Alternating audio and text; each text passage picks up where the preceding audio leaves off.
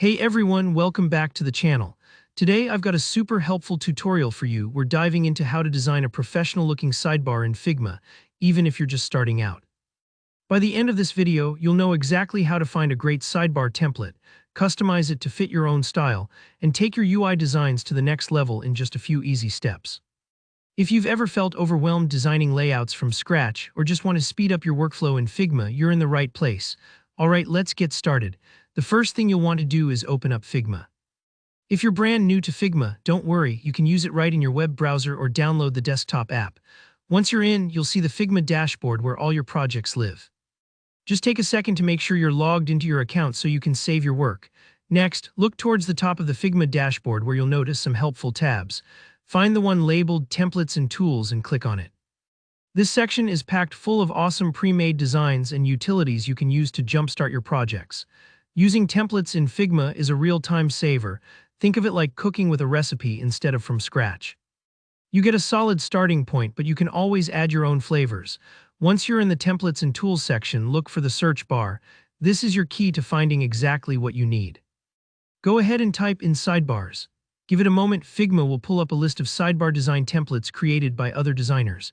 This is a great way to access some professional-level starting points, especially if you're not sure where to begin with layout or spacing. Browsing through these options is a little like shopping for the perfect ingredient. Take a look at different shapes, sizes, and styles until you find one that clicks with your vision. When you see a template you like, click to select it. I always suggest taking a quick second to review the details. Check if it matches the general feel and color palette you want for your project. Remember, you don't have to get it perfect at this stage. You'll have full control to tweak everything later. Now, copy the template into your own Figma file. Usually, you can either duplicate the design or drag it into your workspace, depending on how the template is set up. Once it's in your file, the real fun begins. This is your chance to make it your own. Start editing the text, swapping out icons, changing colors, or adjusting the width of the sidebar panel if you want.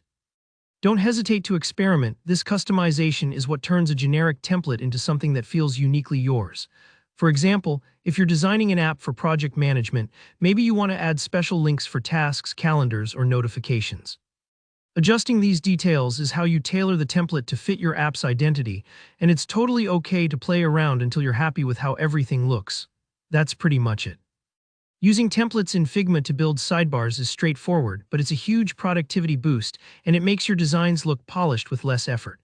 So the next time you're working on a new UI, remember you don't have to reinvent the wheel. Let Figma's templates help you out. If this tutorial helped you, go ahead and give it a thumbs up. It really supports the channel.